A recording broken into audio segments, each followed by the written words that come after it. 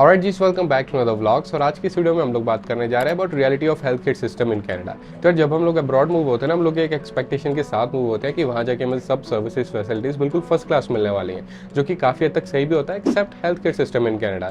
तो इस वीडियो में आपके साथ अपना एक्सपीरियंस और अपने क्लोज वंस का एक्सपीरियंस शेयर करूँगा, जो कि बहुत बड़ी एक्सपीरियंस नहीं रहा and it might change your decision of moving to Canada if you have some major health concerns. So not wasting much time, let's start the video. Sir, आप सबने सुना होगा कि कनाडा में जो हेल्थ केयर सर्विसेज है वो बिल्कुल फ्री है, विच इज़ ट्रू। जो आपको सरकारी हेल्थ कार्ड मिल जाता है कनाडा में, उसमें आपको बहुत सारी चीज़ें कवर्ड हो जाती है, और जो कवर्ड नहीं भी होती है आपका एम्प्लॉयर कवर कर देता है हेल्थ इंश्योरेंस में if you have a decent job. तो हेल्थ केयर इज़ फ्री, उसका कोई चक्कर नहीं है। बट यहाँ पे प्रॉब्लम ये आती है कि the number of health care units और the number of health care workers versus the population of the city और the population of the province is very bad. अब फॉर एग्जाम्पल, आपने ब्रैम्पटन का नाम सुना होगा। Brampton is a very popular city, ठीक है। वहाँ की आबादी है 6 लाख लोग। अब 6 लाख लोगों के लिए वहाँ पे हॉस्पिटल है सिर्फ एक। अब यहाँ पे आप हिसाब लगा लो कि आपको फ्री में तो हेल्थ केयर मिल रहा है, लेकिन वेटिंग टाइम बहुत ज़्यादा रहने वाला है। और बहुत ज़्यादा से मेरा मतलब है कुछ महीने या फिर अगले साल की भी डेट मिल सकती है अगर आपको डॉक्टर को विजिट करना है। तो ये यहाँ पे काफ़ी बड़ी प्रॉब्लम आ जाती है। और ये ऐसा ही कुछ एक्सपीरियंस पहले मैंने किया था, ठीक है। आपके साथ मैं अपना एक्सपीरियंस शेयर करता हूँ। तो तब मैं टोरंटो में था, अपनी पुरानी कंपनी में काम करता था, और वहाँ पे हम लोग साइट विजिट्स करते थे। कभी कमर्शियल साइट्स हो सकती हैं, कुछ ऑफिसेज वगैरह, या फिर रेजिडेंशियल साइट्स भी हो सकती हैं। तो एक दिन मैं रेजिडेंशियल साइट पर गया था और वहाँ पे हम लोग काम कर रहे थे, और वहाँ पे जो ओनर था उनके पास जर्मन शेफर्ड था, तो उन्होंने ऐसे खुला छोड़ा हुआ था। तो मेरे को कभी कोई प्रॉब्लम नहीं रही किसी के पेट से, तो क्योंकि कुछ लोगों के पास होते हैं पेट्स और उन्होंने खुले छोड़े रखे होते हैं, तो मेरे को कभी कोई इशू नहीं रहा था। बट हमें नहीं पता था भाई कौन सा पेट कैसा, वो तो ओनर ही जाने है ना कि उनका पेट किसी और पे अटैक करता है या नहीं करता है। और वही सीन मेरे साथ हो गया वहाँ पे। उस पेट ने, उस जर्मन शेफर्ड ने बेसिकली मेरे ऊपर अटैक कर दिया। उसने मेरी टांग ऐसे ग्रैब कर ली, तो मेरे डॉग बाइट इंसिडेंट बेसिकली हो गया। तो मैंने थोड़ा सा बाहर होके देखा, ठीक है, वहाँ से निकल गए कि भाई मेरी पैंट वगैरह फट गई है नीचे से, और निशान पड़ गए हैं, दांत अंदर खुबने के। तो मुझे लगा कि भाई डॉक्टर को विजिट कर लेना चाहिए, बाद में पता चले कोई पंगा हो गया, इससे अच्छा मैं आज ही विजिट कर लेता हूँ। मुझे उस टाइम तक पता नहीं था, मैं कनाडा में 3 साल हो गए थे रहते, बट मैं कभी डॉक्टर के पास गया नहीं था, तो मुझे पता नहीं था भाई कैसे जाना होता है, किस हॉस्पिटल या डिस्पेंसरी या क्लिनिक कहाँ जाना होता है, क्या बोलना होता है भाई, कैसे हेल्थ केयर सर्विसेज अवेल करनी होती हैं। तो मैंने पहले अपने ऑफिस जाके कंपनी की गाड़ी वहाँ छोड़ी, क्योंकि I used to drive commercial vehicle. तो मैंने उनकी गाड़ी छोड़ी, अपनी गाड़ी उठाई, मैंने मैनेजर को बोला भाई मैं जा रहा हूँ, मेरे वर्क प्लेस इंजरी है, तो आप लोग ही कैसे कवर करोगे। तो वो तो कंपनी काफ़ी बढ़िया थी, तो कहते कोई चक्कर ही नहीं है भाई, टेंशन की बात नहीं है, तो बढ़िया तरीके से जा, और जितनी रेस्ट चाहिए छुट्टियाँ चाहिए सब कर लेना, कोई चक्कर नहीं है। मैं कहा चलो ठीक है। अब मेरे को वो सब तो मिल गया क्लियरेंस कि हाँ भाई मैं जाऊँ जहाँ मर्जी। अब जाना कहाँ वो तो मुझे अभी भी नहीं पता। तो मैंने अपने दोस्त को उठाया साथ में, मैं कहा चल भाई हम लोग ना डिस्पेंसरियाँ वगैरह चेक करते हैं, क्लिनिक्स वगैरह। तो हम लोगों ने कॉल्स लगाई अलग अलग जगह पे, और इन पर्सन भी जाके देखा, बट इस चीज़ के रिलेटेड कोई ट्रीटमेंट नहीं ऑफर कर रहा था, ठीक है। और मैं आपको बता दूं, जो कनाडा के डॉक्टर्स होते हैं ना, they are not as good as India के डॉक्टर। मैं आपको अपने पर्सनल एक्सपीरियंस से बता रहा हूँ, ठीक है। तो आप लोग डिस्पेंसरी क्लिनिक तो चले ही मत जाना कभी भी ऐसे किसी बड़े ट्रीटमेंट के लिए, ठीक है। छोटी मोटी दवाई लेनी हो सर्दी जुकाम की वो चले जाना, बट किसी और बड़ी चीज़ के लिए मत जाना वहाँ पे। तो मेरे को एक ट्रीटमेंट के लिए मतलब एक क्लिनिक मुझे बेसिकली मिल गया। उन्होंने कहा भी हम कर देंगे, आप लोग आ जाओ। मैं चला गया। वो कहते कि यार आपको जो पेमेंट करनी होगी आपको कैश में करनी होगी, हम कार्ड वगैरह एक्सेप्ट नहीं करेंगे, और हम आपको कोई रिसिप्ट वगैरह भी नहीं देंगे। तो मैं कहा यार पहले तो मुझे रिसिप्ट चाहिए होगी, क्योंकि वर्क प्लेस इंजरी है, मैं दिखाऊंगा उनको मैंने इलाज कराया, तभी पैसे मिलेंगे ना। और दूसरी बात, कल को भाई कोई साइड इफेक्ट होते हैं इनके ट्रीटमेंट से, तो मैं तो कहीं जाकर रिपोर्ट करने से भी रहा अगर मेरे पास कोई पेपर वर्क ही नहीं होगा। तो मैं कहा भाई मेरे को ऐसा ट्रीटमेंट नहीं चाहिए, मैं वहाँ से निकल गया। अब मेरे को समझ रहा है मैं जाऊँ कहाँ, क्योंकि मैंने उस टाइम तक काफ़ी 8-10 क्लिनिक्स वगैरह ट्राई कर लिए थे। अब मेरे अंकल हैं वो टोरंटो पुलिस में है, मैंने उनको कॉल लगाई, मैं कहा भाई ऐसे ऐसे हो गया है, आप मुझे सजेशन दें भाई मैं कहाँ जाऊँ। तो कहते हैं आप जनरल हॉस्पिटल में चले जाओ अपने शहर के। तो उस टाइम जो जनरल हॉस्पिटल पड़ता था वो पड़ता था वहाँ पे इटोबिको का हॉस्पिटल। तो मैं कहा ठीक है, कहते हैं इमरजेंसी वार्ड में चले जाना, लेकिन साथ में किताब वगैरह लेके जाना। वहाँ पे मतलब वेटिंग टाइम 6-7 घंटा ये तो होने ही वाला है, उससे पहले तो मेरे को देखेगा नहीं। तो मतलब वो चीज़ मैंने पहले भी सुनी थी, बट एग्जैक्टली यही होने वाला ये मुझे नहीं पता था। तो मैं वहाँ पे गया अपने दोस्त के साथ। तो पहले तो उन्होंने बोल दिया भाई आपका दोस्त नहीं अंदर आ सकता, क्योंकि कनाडा में अगर आप जाते हो इमरजेंसी वार्ड में, जनरल का मुझे पता नहीं, बट इमरजेंसी में अगर आप छोटे बच्चे हो तभी आपके साथ आपके पेरेंट्स या कोई एडल्ट अलाउड होगा। अगर आप ऑलरेडी एडल्ट पर्सन हो तो आपके साथ कोई फ्रेंड्स फैमिली कोई नहीं अंदर जा सकता। तो उन्होंने उसे पहले ही बाहर निकाल दिया कि भाई तू नहीं अंदर आ सकता। तो मैं कहा भाई तू बैठ जा थोड़ी देर गाड़ी में, सर्दियों के दिन थे, वो भी मुश्किल है भाई बाहर गाड़ी में बैठना। मैं जाके आता हूँ। मैं अंदर गया, उन्होंने पहले नाम वगैरह सब पूछा और मुझे वहाँ पे बिठा दिया। अब भैया आधा एक घंटा हो गया, फिर मुझे किसी ने बुलाया, कहते भाई आ जाओ। तो वो पता नहीं बीपी शीपी चेक करने लग गया, दोबारा से नाम पता लिखने लग गया। मैं कहा ठीक है भाई लिख लो, क्यों आया हूँ भाई, कहाँ से आया हूँ, क्या एज है ना। तो ये सब चीज़ें लिखी, फिर उन्होंने मुझे 1-2 घंटे बिठा दिया। फिर मुझे किसी ने आवाज़ मारी, कहता भाई इधर आके लाइन में लग जाओ। तो मैं लाइन में लग गया। 1 घंटे बाद मेरी बारी है और मुझे कहते भाई आप दोबारा से वो सारी डिटेल्स शेयर करो जो आपने पहले 2 बार ऑलरेडी कर दी है, कि आप किस ट्रीटमेंट के लिए आए हो, आपकी एज, आप कहाँ रहते हो, वो सब मैंने बताया।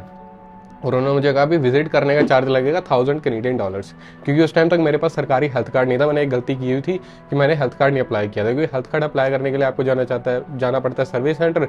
और यार सर्विस सेंटर इंडिया के सरकारी सेंटर जैसे ही होते हैं कि भाई एक काउंटर से दूसरे काउंटर भेजते हैं। तो मैंने आलस में कभी बनवाया नहीं कार्ड, वो मैंने गलती कर दी थी, आप मत करना ठीक है।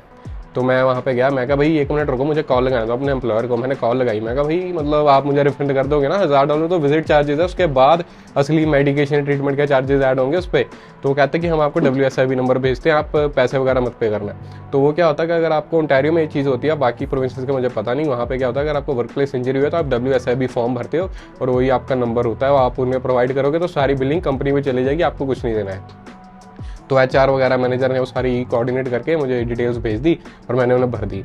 अब उन्होंने मुझे 2-3 घंटे और बिठा दिया। 2-3 घंटे बाद मैं देख रहा हूँ भाई कोई डॉक्टर मैसेज इधर उधर आ जा रहे हैं। मैं मेरा नंबर आएगा। फिर किसी ने फाइनली बुलाया, कहते भाई आप आ जाओ। तो मैं गया, अंदर जाके बैठा और मेरे को 5-10 मिनट हो गए थे बैठे हुए। जो उन्होंने रूम बना रखे होते हैं ट्रीटमेंट के लिए, जैसे इंडिया में अपने हॉस्पिटल्स में रूम होते हैं। तो एक डॉक्टर जैसे दिखने वाला इंसान, अब मैं कहूँगा डॉक्टर जैसे दिखने वाला, क्योंकि मेरे को नहीं पता था उस पॉइंट तक कि वही डॉक्टर आया, उसने ट्रीटमेंट करना है, कुछ करना है नहीं करना है। वो आया, उसने ऐसे मेरे वुंड की तरफ देखा और वो कहता ये तो कुछ भी नहीं, और वो चला गया। It was just 10 seconds interaction. और उसने मुझे बताया भी नहीं भाई उसका नाम क्या है, वो कौन है, आज वो मुझे ट्रीटमेंट करेगा, क्या है क्या नहीं। उसने ऐसे नज़र मारी, कहता है कुछ नहीं, और चला गया। उसके बाद नर्स आई, कहती आप जा सकते हो। मगर जा सकते हो मतलब क्या, ये वुंड खुला हुआ है भाई, कुछ स्टिचेस वगैरह जो भी लगना है, दवाई शवाई कुछ बताओगे मुझे भाई, ये कितना गहरा है, कब तक हील होगा, क्या मुझे करना है क्या नहीं। तो कहते कि अच्छा कोई नहीं, कहते मैं आपको क्लीन करके क्रीम वगैरह लगा देती हूँ, पट्टी दे देती हूँ। तो मैं कहा भाई कोई दवाई शवाई कुछ खानी है भाई कि जल्दी हील हो जाए, सर्दियों के दिन है, मैंने तो काम पे भी जाना होता है यार, मेरे से तो पैंट पहनी मुश्किल हो जाएगी क्योंकि वुंड उस टाइम तो काफ़ी गहरा था। तो मेरे से शूज़ वगैरह कुछ नहीं पहने जा रहे थे। तो वो कहते हैं कि अच्छा ठीक है हम आपको बता देते हैं। मैं कहा भाई ये मतलब कमाल की बात है यार, $1000 विजिटिंग चार्जेस ले रहे हैं, इंडिया के 60,000 रुपये बनते हैं भाई। मतलब मैं इंडिया में मुझे सरकारी हॉस्पिटल में गया हूँ और मतलब 30 मिनट में पूरे डॉक्टर की टीम लग जाती है आपके ऊपर, भाई आपको क्या हो गया, क्या इलाज करना है। ये अगर आप इमरजेंसी वार्ड में जाते हो तो मुझे सरकारी में इतना बढ़िया मिलता था। कनाडा में तो सब हॉस्पिटल ही सरकारी हैं, लेकिन यार यहाँ पे डॉक्टर ने नाम तक नहीं बताया और वो ऐसे ही चला गया। मुझे कहते घर चले जाओ आप। तो सामने से मुझे इतनी सब चीज़ें पूछनी पड़ी, तब जाके कुछ उन्होंने मुझे क्रीम वगैरह बताई, दवाई वगैरह बताई। तो वो सब मेरा ऐसा रहा। उसके बाद मैं पट्टी वगैरह बांध के घर चला गया। मुझे किसी ने ये नहीं बताया था उस पॉइंट तक कि भाई आपको क्या कहते हैं काम पे आने की ज़रूरत नहीं अगर आपकी वर्क प्लेस इंजरी हो रखी है। तो मुझे लगा कि यार अगर मैं नहीं जाऊँगा तो मेरे पैसे वगैरह कटते रहेंगे। तो मैं 1-2 दिन आराम के उसके बाद जाने लग गया बहुत मुश्किल से। बट अगर आपको कभी वर्क प्लेस इंजरी हो जाए, आपको 1 महीना भी चाहिए हो ना भाई, घर पे बैठो सब कुछ फ्री मिलेगा, ठीक है। तो ये मेरा इंसिडेंट रहा था और मुझे ये सब चीज़ें वहाँ पे सीखने को मिली थी कि यार health care system is not the best. क्योंकि 6-7 घंटे के बाद तो किसी ने मुझे अटेंड किया और वो बंदा 10 सेकंड के अंदर ही चला गया, उसने नाम तक नहीं बताया और वो मुझे कहते घर चले जाओ, कोई चक्कर नहीं है। तो वो सब चीज़ें मुझे पूछ के सामने से करनी पड़ी। अब यहाँ पे दूसरा एक्सपीरियंस है मेरे काफ़ी बढ़िया दोस्त का, वो इंडिया से ही हम एक ही गली में रहे हैं, हम इकट्ठे ही बड़े हुए, मेरे बड़े भाई जैसा है। तो मैं नाम नहीं लूँगा उसका। तो उसको क्या हो, वो वेयर हाउस वगैरह में आई बिलीव वहाँ पे काम करता होता था। जब जो लोग वेयर हाउस वगैरह में काम करते हैं, जिन्होंने सुना है वेयर हाउस के बारे में, तो यार वहाँ पे काफ़ी हैवी ड्यूटी काम रहता है, काफ़ी ज़्यादा भारी भरकम काम होता है, काफ़ी हैवी वेट लिफ्टिंग होती है।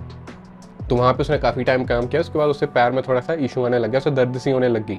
अब हमको लगता है कि यार ठीक है ज़्यादा काम हो गया होगा या ये हफ्ता बहुत हेक्टिक रहा होगा इसलिए ऐसा हो रहा है। बट उसको कुछ सीरियस इशू हो रहा था जो उसे पता नहीं चला। तो डॉक्टर वगैरह पे गया तो उन्होंने पता नहीं भाई क्या सर्च किया क्या नहीं किया, उसे क्या दिया दवाई वगैरह क्या नहीं दी, but it did not worked out. और वो करते कराते 6-8 महीने निकल गए और वो मतलब बिल्कुल बेड रेस्ट पे आ गया। उसको वो जो भी मतलब 2-3 महीने बाद की अपॉइंटमेंट दे रहे थे और जो भी दवाई लिख के दे रहे थे बिल्कुल काम नहीं कर रही थी। आई डोंट नो अच्छे से असेस कर भी रहे थे कि नहीं कर रहे थे। तो करते कराते बेचारा 1.5 साल के आसपास घर पे बैठा रहा। अब अच्छी बात ये थी कि कोविड का टाइम था तो उसकी पढ़ाई वगैरह ऑनलाइन चल रही थी, बट जो कमाई वगैरह इंसान के रुक जाती है। I don't know how did he manage his expenses, but it was a very tough situation. मैं सोच नहीं सकता भाई ऐसी सिचुएशन में इंसान बैठा हो, उसको ऐसे फील होने लग जाएगा कि यार वो तो मतलब ही इज़ नथिंग, ऐसे फील होने लग जाता है इंसान को कि अगर आप घर बैठे हो, आप खुद ही नहीं हिल पा रहे अपने लिए, उठ के चाय नहीं बना पा रहे, आप एजुकेशन भी इसलिए कर पा रहे क्योंकि वो लैपटॉप से आज के टाइम पे हो रही है, ऑनलाइन अलाउड है, नहीं तो आप तो पढ़ाई से भी जाते रहेगा और इनकम तो आपकी बंद हो ही गई। अब आपका कनाडा में क्या फ्यूचर है क्या नहीं है वो आपको नहीं पता। तो ये चीज़ें बहुत ज़्यादा मुश्किल से अगर इंडिया में होता है, आई एम प्रीटी श्योर उसको बहुत बढ़िया ट्रीटमेंट मिलता और वो अर्ली स्टेज पे असेस कर लेते क्या इशू है क्या नहीं है, क्या दवाई देनी चाहिए, क्या टेस्ट रन करने चाहिए। बट उसको उन्होंने बहुत भगाया और उससे लिटरली खड़ा ही हो जाता था बेड से। तो ये सुन के भाई मुझे तो बहुत पेनफुल फील हुआ और मैं उसका नाम नहीं ले रहा यहाँ पे, ठीक है, लेकिन ये इंसिडेंट रियल है। अब इसके बाद एक और इंसिडेंट है मेरे पास, ठीक है, वो तो कैनेडियन सिटीजन इंसान के साथ ही हुआ था। तो मेरी वर्क प्लेस पे अगेन जहाँ पे मुझे चोट लगी थी, वर्क प्लेस इंजरी हुई थी, वहीं पे अपने साथ एक काम करता था बंदा, उसका भी मैं नाम नहीं लेता, यहाँ पे किसी के नाम नहीं लेते हम, ठीक है। तो यार उसको क्या हुआ भाई, वो काम कर रहा था और वो अचानक से स्टेयरवेल में गिर गया, स्टेयरवेल में पौड़ियों में, मतलब ऐसे ऊपर नीचे फ्लोर पे आ जा रहा होगा कहीं, वो गिर गया काम करते करते और उसकी हड्डी टूट गई, ठीक है, टांग की। और उसे वहाँ पे इमरजेंसी आप करते हो कॉल, ठीक है, हॉस्पिटल वालों को 911 पे, और आपको लेके जाते हैं एम्बुलेंस में पैरामेडिक्स वाले। तो वो उनका काम ये रहता है कि आपको उठा के वहाँ से हॉस्पिटल तक छोड़ गए। तो it's just kind of like an Uber service. हाँ, अगर आपको कोई फर्स्ट एड चाहिए वो शायद दे देंगे, आपको जिंदा रखने की वो पूरी कोशिश करेंगे। अपार्ट फ्रॉम दैट उनकी कोई रिस्पॉन्सिबिलिटी नहीं है, उन्होंने सिर्फ पॉइंट ए से उठा के आपको हॉस्पिटल लेके जाना है और वहाँ पे छोड़ देना। भागे आपको 10 घंटे का वेटिंग टाइम है तो आपकी प्रॉब्लम है। तो उन्होंने वैसे कि उन्होंने वहाँ पे ले जाके उसे छोड़ दिया है। अब वहाँ पे उसको उन्होंने क्या असेस किया नहीं किया, उसको जो डेट मिली वो 6-8 महीने बाद की मिली। आई रिमेंबर वो बंदा 2-3 महीने बाद मुझे वर्क प्लेस पे दिखा। तो मैं कहा भाई ठीक हो गया होगा यार। अब मैं कहा कैसी हालत, कहता मेरी हड्डी अभी भी टूटी हुई है, स्टिल फ्रैक्चर्ड। मैं कहा तो यार तू काम पे कैसे आ रहा है, तू चल कैसे पा रहा है भाई। कहता मैं क्या करूँ, कहता 3 महीने घर बैठा है भाई, बेनिफिट के भी पैसे आने बंद हो गए, अब मुझे काम पे आना ही पड़ना था। और वो कैनेडियन सिटीजन हो, यहीं का बॉर्न इंसान है, उसके साथ ये एक्सपीरियंस हो रहा है। और वो कह रहा है कि यार मैं ऐसे ही मुश्किल से धीरे धीरे चलने की कोशिश कर रहा हूँ। अपनी कंपनी काफ़ी बढ़िया थी, उन्होंने उसे फिर काम भी वैसा ही दे दिया बैठने वाला, जहाँ पे उसे कहीं उठ के इधर उधर ना आना जाना पड़े। बट यार मैं कहा भाई मतलब इंसान फ्रैक्चर्ड हड्डी के साथ 3 महीने बाद आ रहा है, कह रहा है अभी भी कोई ट्रीटमेंट नहीं मिल रहा और अभी पैसों के चक्कर में से कहाँ पे आना भी पड़ रहा है। तो यार मैं कहा ये तो बिल्कुल भी रिलायबल नहीं है। मेरा एक्सपीरियंस बुरा गया, मेरे दोस्त का एक्सपीरियंस बुरा गया, इसका बुरा गया। मैंने आज तक किसी से सुना ही नहीं किसी का एक्सपीरियंस अच्छा गया हेल्थ केयर के बारे में। अब मैं यहाँ पे कोई एग्जैचुरेट करके नहीं बता रहा, कुछ बड़ा चढ़ा के नहीं बता रहा कि कैसा हुआ था कैसा नहीं। These are all real incidents, ठीक है। अब आप लोग खुद आओगे, भगवान अगर आपको कभी एक्सपीरियंस करना पड़े, बट आपको पता चल जाएगा कि भाई इट इज़ रियल, ठीक है। कनाडा का हेल्थ केयर हो सकता है भाई फ्री है, ठीक है, एडवांस भी हो सकता है, बट तभी पता चलेगा ना जब आपको एक्सेस करने को मिलेगी। अगर वेटिंग टाइम या आपको पहले इमरजेंसी में कुछ देखने है उसके ही 10 घंटे, उसके बाद वो कोई टेस्ट या स्कैन या कुछ भी लिख दें जो आगे 3-4 महीने बाद होने वाली है, तो how are you going to survive those 3 to 4 months? क्योंकि it is health care problem, it's not cosmetic problem कि आप चाहते हो कि भाई आप थोड़ा गोरा दिखना चाहते हो तो वही आपको कोई ऐसा ट्रीटमेंट चाहिए। कोई आपको पेन हो रही है भाई कहीं पे और आप उसको दिखाने जा रहे हो, उसके लिए आपको 6 महीने घर बिठा रहा जा रहा है, 6 महीने बाद आना। बहुत सारे लोग भाई कंट्री छोड़ के दूसरी जगह पे जाते हैं जहाँ पे ईजी, फास्ट एंड सस्ते होते हैं और वहाँ पे जाकर ट्रीटमेंट करा के आ जाते हैं जेब से पैसे लगा के।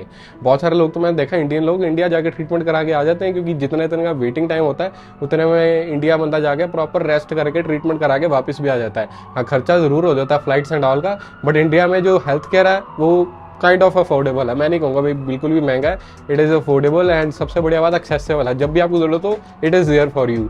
बट यहाँ पे ऐसा नहीं है, जब आपको चाहिए आपको मिल जाएगा। यहाँ पे आप हेल्थ अपनी प्रॉपर संभाल के रखें। यहाँ पे हेल्थ केयर बहुत ज़्यादा आपको दुखी करने वाला है अगर आपको सीरियस हेल्थ कंसर्न्स हैं। तो मैं यही रेकमेंड करता हूँ, अगर आपको मेन प्रॉब्लम्स हेल्थ से रिलेटेड, बहुत सोच समझ के आए। ऐसे प्लान मत बना लें कि आप वेस्टर्न कंट्री में जा रहे हो बढ़िया लाइफ मिलने वाले, क्योंकि health care is very important. Health is wealth, हम सब ने सुना है, ठीक है। अगर आपकी तबीयत अच्छी है, आपको कोई इश्यूज़ नहीं है हेल्थ केयर रिलेटेड, आप सबको ज़िंदगी में सब कुछ अचीव कर सकते हो। अगर आपको हेल्थ की हमेशा प्रॉब्लम रहने वाली है तो कनाडा शायद अच्छी कंट्री नहीं रहने वाली आपके लिए। I am not sure about United states, but Canada का हेल्थ केयर सिस्टम फ्री होने के बावजूद इतना बढ़िया नहीं है। बहुत सारे लोग कहते हैं ये बात। इवन कुछ दिन पहले मेरा मैनेजर भी गया था वहाँ पे किसी सर्जरी को लेके, ठीक है, जिसमें अब कंपनी में काम करता हूँ, सॉफ्टवेयर कंपनी में, उसने भी ये कहा था, कहता it use to be better but it is not good at the moment. तो भाई अब मुझे नहीं पता यूज टू बी बेटर मतलब कितने साल पहले, क्योंकि मेरे को 5 साल हो गए रहते हैं, मैंने तो हमेशा यही देखा कि it is not good at all. तो बस यार यही मैं आपके साथ इस वीडियो में शेयर करना चाहता था। If you like this video feel free to like, share and subscribe, and मिलते हैं अगली किसी वीडियो में। तब तक के लिए टेक केयर।